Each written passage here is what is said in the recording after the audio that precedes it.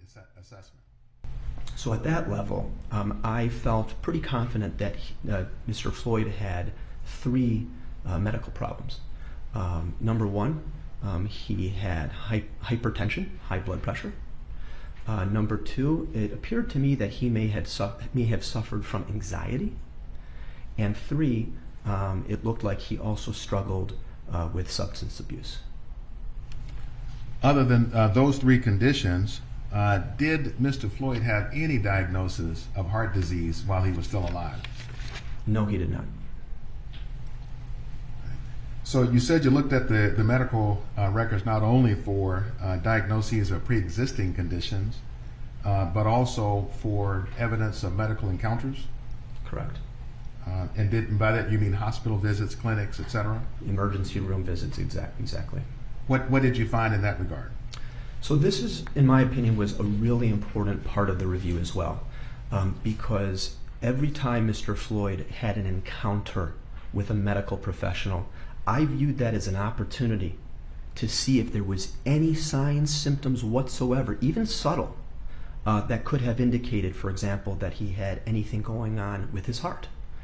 And so at the emergency room visits, he had one prolonged hospitalization. I really tried to take a look at everything. I looked at any opportunity I could to see if he ever complained of chest pain, which he did not. Palpitations, which is a fluttering sensation of the heart.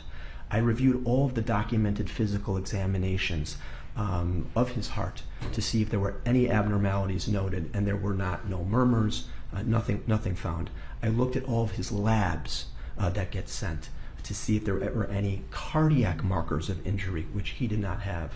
I reviewed his EKGs and his other tests. I tried to be as thorough as possible because I view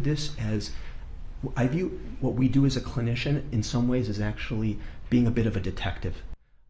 And our job is including the EKG. Did you note any cardiac problems that related to Mr. Floyd? I noted no cardiac problems in the medical records as far as Mr. Floyd's medical condition was concerned, including everything I mentioned, the EKG, even a time where they put him on a continuous cardiac telemetry monitor, which they'll do sometimes just to see beat to beat if anything's going on. I reviewed that as well. Did you see any evidence of Mr. Floyd having had any abnormal heart rhythms? His EKG showed absolutely no abnormal heart rhythms. That cardiac telemetry that I